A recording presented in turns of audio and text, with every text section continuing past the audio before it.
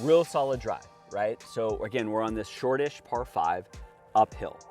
Now, doesn't look that short anymore. no, elevation is pretty dang good, Yeah. right? What do you think the most important thing as we hopped out of the cart is? Where does your awareness go? Where does your focus go? Well, I first noticed how severe the elevation is. I noticed that tree, which can kind of dictate what type of shot I'm hitting. Sure. And then of course the ego loves to jump in and say, I hit a great drive on a short par 5. Right. This is money time. But something I learned a few weeks ago is par 5s are wedge holes. And so many times I've actually scored the worst scores in my rounds on par 5s because I think this is my time, right? What I was told, this was actually from Brett McCabe, is like the most important shot on a par 5 is the first one in regards to getting it in position. Sure. But now the second shot is probably the second most important to make One sure shot at a time? What are you talking about? Okay. No, but you have put yourself in a good position. Yeah. And I think and whether we call it ego or not, I think it's valid to say we have a really good chance to get there in 2. Where else does your attention go to? Because we have to make a decision here in a moment. The lie. The lie. Right. So this is, I believe the most important element is the lie dictates a lot of what we can and cannot do. Yeah. I have a couple pet peeves as a coach. One is when I ask a player about the lie and they call it a good lie or a bad lie. That's irrelevant, okay? Because if it's a bad lie, then they're all of a sudden like, oh, I can't believe this is unfair, and their emotions change. Or if it's a good lie, I think they kind of like, well, this is easy, and they don't take the clarity that they want. Yep. Let's look at it as the facts here, right? Yeah. So talk to me as you stand over this lie. How is that lie potentially going to affect ball flight? Well, it's a little of a side hill, downhill lie. So the ball is going to tend to go a little bit right, so I need to aim a little bit left, which in this case is kind of nice because there's a tree to the right, but there's a bunker left. Yes. Which wouldn't be that bad of a thing to be in it. Correct. Greenside bunker in 2.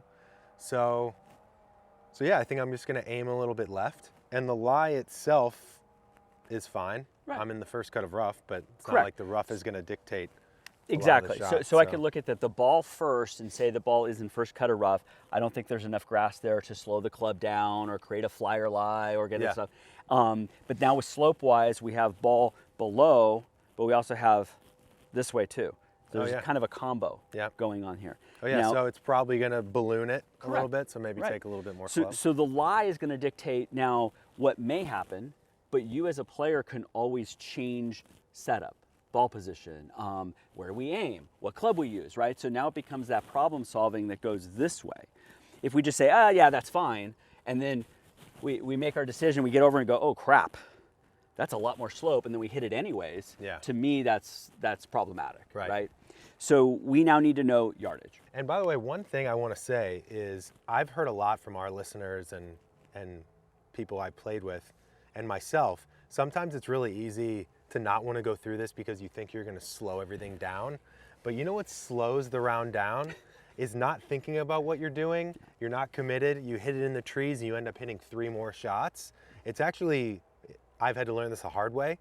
If you take 20 more seconds, 30 more seconds, even a minute longer, you're going to probably play faster because you're going to be more committed to what you're trying to do, or clear. And to piggyback on that, I am not wanting to have somebody play slower golf. Yet I think people's pre-shot routine can be very efficient and effective in a short amount of time, but they forgot the questions they need to answer. And it's like, if I go up there and I go, okay, the lie is going to be boom, boom, boom, boom, I shoot my number, I can do that relatively quickly. Yeah. We talk about Flowcode a lot, about pattern recognition. How quickly can you recognize the pattern? I've played more golf than you have. I've seen a lot of golf. I can look at that within like that in literally 3 seconds and make my decision. Most people go, oh, okay, I forgot about the lie, and I forgot about elevation, I forgot about the wind. Once you start to train that, you can hop out of the cart and go, right? And you can tabulate it much easier like a sponge, but you're focusing on the right things. Right. And you can make it. So that's called pattern recognition. How quickly can I recognize a pattern?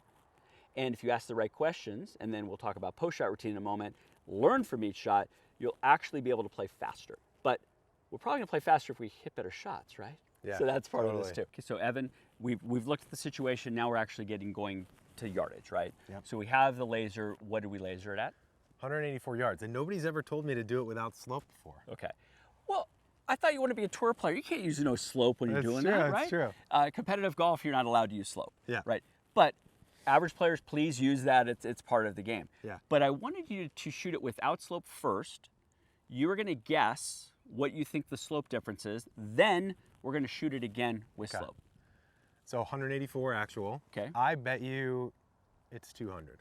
Okay. So you're going to go Or 16. actually like 195, I'd say. 195, 11 yards Yeah. difference. Okay, so let's shoot with the slope on it. 192. Back in my day, we didn't have no lasers, Yeah. right? We had to guess, right? And this is significant though, right? Yeah. So do you look at it as like a one club type of thing, or you just now go on, this is a 194 shot? What do you mean one club thing? So some people say, oh, it's just 10 extra yards, it's one club, or Oh. that's irrelevant, it's just what's now the new yardage. And then we haven't taken into account wind. Yep. We haven't taken into account that green. That green complex is very small. There is a False front. exactly. So you have to land it almost the exact distance. If it's short, it could spin off. I don't think the greens are as firm and fast as they normally are. They're pretty soft today. But that comes into play. Yeah. And then ultimately, with those yardage, now where are we going to aim, which we'll talk about. Left bunker, not a problem. Long left, not a problem. Short, it's challenging, but doable. Right becomes the no-go, right? Yeah. You go down that slope, and it's very, very difficult. Yeah. So we have a little bit of breeze up there. We have the uphill we have already accounted for. Anything else that you need in order to make a decision right now? No, I think to answer your original question, I don't just think one more club. I think of the yardage, and then I'm like, well, what are my clubs? So for me, because I haven't been hitting it solid for the last year, my yardages have gone, I've lost yardage, right? So for me, 190 used to be like a good 6 iron. Now I'm probably going to hit a 5. And I'm feeling even better about that because that gives me a little bit of wiggle room. Even if I hit it perfect, that I probably need that extra yardage. Yeah, right? and just know now the zone you're going to be at. Long left is fine, so we Yeah. could go long and be completely fine. Yeah. And then we're changing kind of this target this way. All right, Evan, we've got the club choice. Club comes from being aware of a situation, analyzing it based on your skill set and what we have here, and now making a decision. We make a decision either through our head or with our gut sometimes, and now we want clarity. And I ask this question all the time: what does a good shot look like here? So what club are we going with? I picked the 4 iron. Great. Where's the ball starting? It's going to start at that tree on the right edge of that bunker. Yes. And if it peels right, perfect. Okay. If it stays straight, fine. Right. Okay. Observe it. What's tour school? When does that happen? Okay. I mean, it's got to be pretty soon. Should I submit myself right now? Like, what's going on here? Is there anything about that shot that you can like go, oh, it's damn good? I'll always remember the cameraman's face. There That's you for go, sure. right? I'll No, remember his face for sure. Yeah, if we But use it his just felt face in really the future, I don't solid. know if that's going to help you. But you're right. You're anchoring the memory now, Yeah. right? This happened. This Yeah. happened. It's like I can recall that now for the rest of your life. Yeah. That's part of anchoring. Yeah. Most of us anchor poor shots, right? Slam clubs, those kind of It's things. also funny how we can hit bad shots for 3 hours, and then we hit one pure one just like that, and we say, where's that been? And we expect the perfect, even though the perfect is the outlier. Correct. So we're going to put the ball in the same exact spot, and we're going to now, for him, we're going to anchor the process that went with it. Okay. You now know a little bit more because you saw what the ball did, and you said you're not going to make a different decision, correct? Correct. Same target line, same club. Yeah. Awesome. Okay, just observe it. So we had a different ball flight pattern. It Yeah. did draw more. Yeah. Ball went further, so it went long. Yeah. Right? I was also behind you feeling that the wind had shifted a little bit. Oh, really? And it's a little more downwind than Oh, into the interesting. wind. Right? But ball flight affects it, right? The first one was a rocket ship straight. That one drew, shuts the face down, goes a little bit further. Yeah. Right? So again, that's the outcome. Process-wise, were you committed?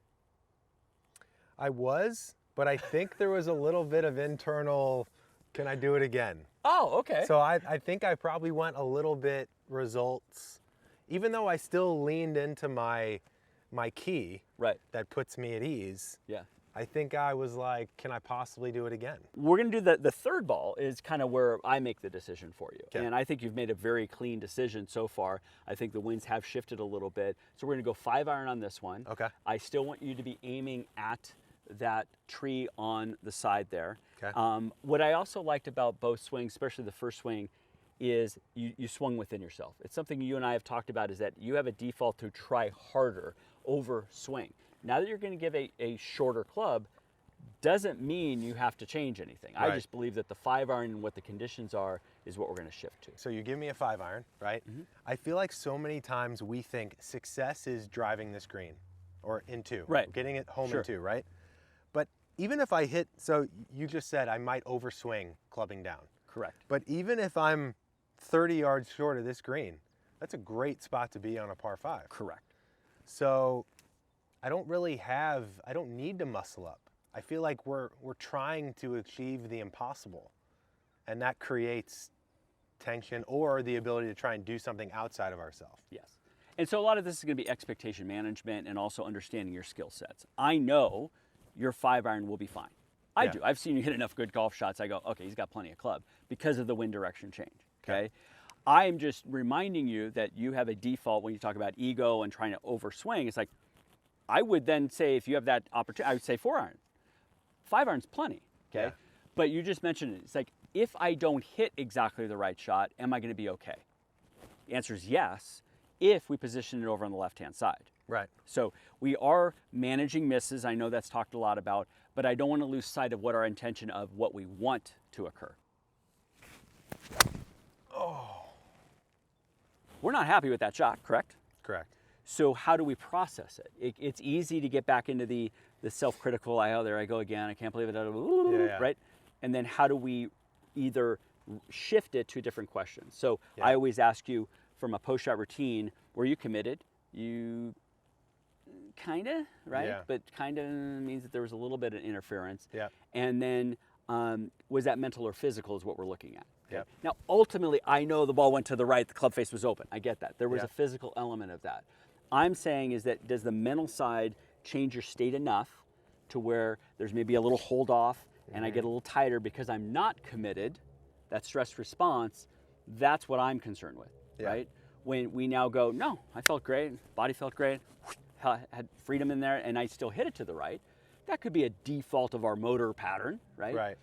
But you said, oh, I thought I had that fixed or something like that. It might still be in there. Oh yeah, for right? sure. Stuff like that. Yeah. But if that was just physical, for instance, Yeah. what if you had a do-over, not another ball, but a practice swing, what do you think you would have done differently? I think I got away from the key that I've been rooting myself in. Interesting. I think I lost a little focus and I just kind of went into autopilot, which is funny because, and that's what's so crazy, is we even took an extra few minutes to talk through it. And I felt really good. The wind changed, 5-iron. Anywhere I hit it on the left side, I'm going to be good. Yes. And I forget something that's important to me in regards to my physical key, and just kind of like a brain fart, and it went the way right. Let's go back to the good news. We're going to go up to the green and see where that first one went and see where we have to play from there. But that's like the perfect amateur dispersion right there. I got one long left, I got one right by the flag, and I got one Right. weak, low, short right. And that's a key thing as we talk about making decisions. You do have to understand your dispersion. Right. Better players obviously have smaller dispersions, but they still hit it long left and short right. Right. And then they hit obviously a lot to the straight. So Yeah. that's part of us making a decision has to be based on that dispersion. Yeah. Let's go up there and see All the right. next shot.